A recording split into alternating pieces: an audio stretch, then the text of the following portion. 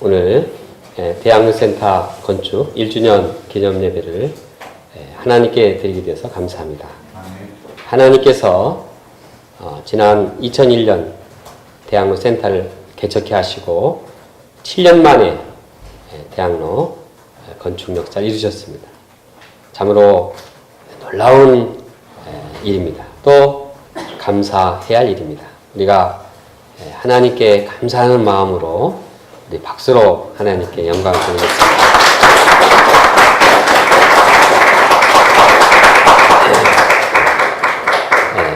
우리 성교사님들이나 또 다른 센터 목자님들이 이곳에 와서 보면 참 부러워합니다. 환경이 참 좋다고 합니다.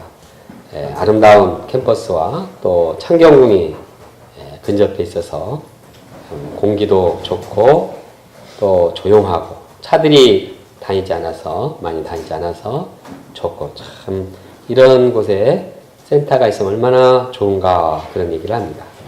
우리가 이제 좋은 환경, 좋은 센터에서 무엇을 할 것인가, 하나님의 원하시는 비전을 펼쳐 나가야 할 때입니다.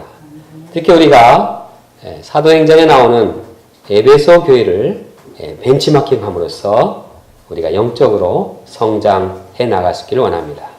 우리 대학로센터가 그냥 존재하는 그런 교회가 아니라 뭔가 이곳을 통해서 우리의 심령이 새롭게 되고 또 다른 많은 사람들에게 영향을 주는 이러한 귀한 아름다운 공동체가 되기를 간절히 기도합니다. 오늘 말씀을 세 가지, 첫째로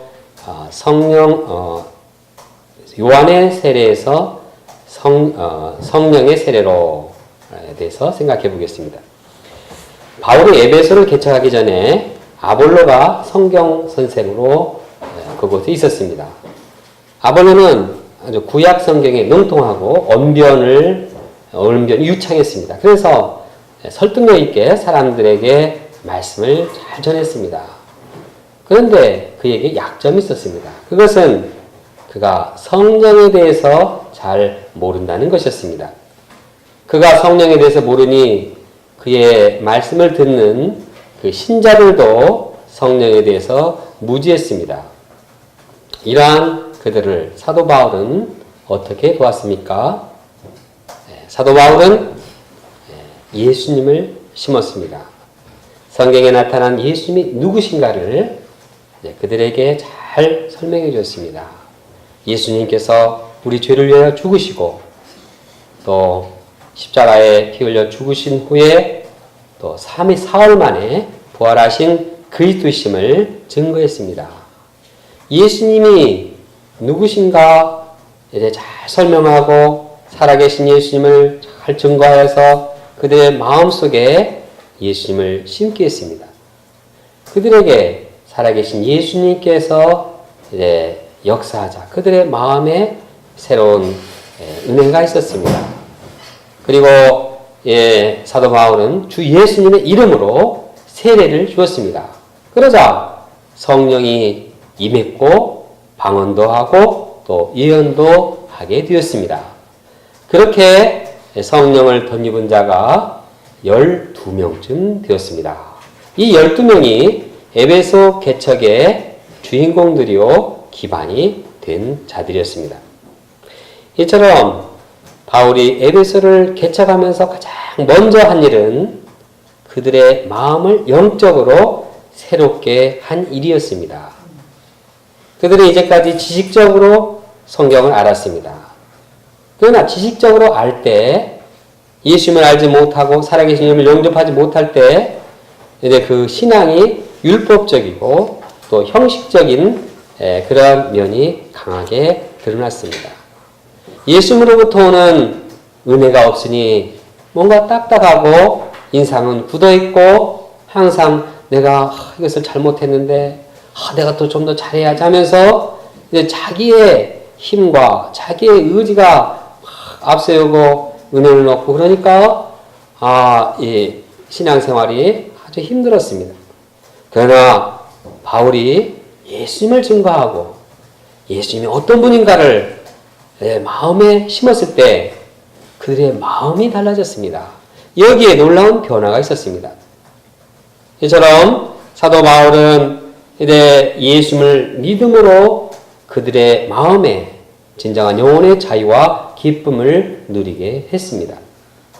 하나님의 자녀로서 확신하게 하였고 또 그들이 영생의 기쁨을 누리도록 했습니다. 우리도 살아계신 예수님을 영접함으로 성령이 임하고 또 거듭난 하나님의 자녀로서의 새 삶을 살기 원합니다. 우리는 성경을 열심히 공부하는 모임입니다. 이 성경을 공부할 때 살아계신 예수님이 누구신가를 마음에 영접할 때 거기에 놀라운 영혼의 기쁨이 있고 죄사함이 있고 하나님의 자녀로서의 영적인 축복이 있습니다. 또한 성령으로 세례를 받을 때 우리는 예수님과 연합한 자가 됩니다. 성령으로 세례를 받는다는 것은 예수님 함께 한 몸이 되는 것입니다. 우리가 한 성령으로 예수님 안에서 한 몸이 되는 것입니다. 사도 바울은 다음과 같이 말합니다. 우리가 유대인이나 헬라인이나 종이나 자유인이나 다 한 성령으로 세례를 받아 한 몸이 되었고 또 다 한 성령을 마시게 하셨느니라. 한 성령을 받으면 성령이 두 개고 여럿이 아닙니다. 한 성령입니다. 한 성령을 받으면 우리가 한 하나님의 자녀가 됩니다. 한 성령 안에서 동일한 하나님의 축복을 누리는 자녀가 됩니다. 그 자녀들이 서로 생명의 유기적인 관계를 이루고 생명의 은혜 가운데 서로 사랑하게 됩니다. 이것이 새롭게 탄생한 에베소의 교회의 성령의 역사였습니다. 성령의 역사는 예수님을 믿음으로 예수님의 자녀가 되어서 서로 하나 되고 그 안에서 서로 사랑을 나누며 서로 생명력 있는 생활을 하는 것입니다. 우리가 성령을 받음으로 예수님 안에서 생명력과 사랑으로 충만한 모임이 되기를 간절히 원합니다. 아멘. 둘째, 말씀을 통한 제자 양성. 바울은 회당에 들어가서 석 달 동안 열심히 담대하게 말씀을 전했습니다. 복음의 핵심인 하나님 나라를 증거했습니다. 사도 바울의 이 말씀의 힘이 얼마나 강했을까요? 그런데 이상하게 이 은혜스러운 말씀을 듣고도 이 유대인들은 이 말씀을 비난했습니다. 그냥 다 된 밥에다 재를 확 뿌렸습니다. 그냥 말씀을 쫙 전했는데 저 진짜야, 저 이상한 말만 저런 거 아니야 하면서 그 바울을 공격했습니다. 이때 바울은 어떻게 했습니까? 그들과 싸우지 않았습니다. 저 사람들이 잘못했다고 말하지 않았습니다. 오히려 바울은 이제 그들을 떠났습니다. 9절에 보면 바울이 그들을 떠나 제자들을 따로 세우고 두란노 서원에서 날마다 강론하니라.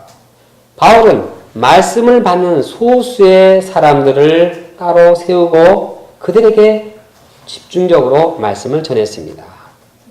전에는 일주일에 한 번씩 전했는데 이제는 날마다 5시간씩 두란노 서원에서 열심히 말씀을 증거했습니다. 누구를 만나든지 어디를 가든지 열심히 말씀을 전했습니다. 그 결과가 어땠습니까? 10절에 보면 뒤에 동안 이같이 하니 아시아에 사는 자는 유대인이나 헬라인이나 다 주의 말씀을 듣더라. 말씀을 전했을 때 말씀이 힘이 있어서 말씀을 비방하던 유대인까지도 말씀을 듣게 되었습니다. 지식을 자랑하던 헬라인들도 회개하고 말씀을 들었습니다. 마술과 술객들, 이 우상 숭배자들도 이제 우상을 버리고 말씀을 듣게 되었습니다. 더 나아가서는 믿은 유대인, 믿은 사람들도 말씀을 듣고 회개하게 되었습니다. 여기 말씀에 보면 믿은 사람들이란 이미 예수님을 영접한 사람입니다. 예수님을 영접했지만 숨어서 죄를 이제 즐기는 사람이었습니다.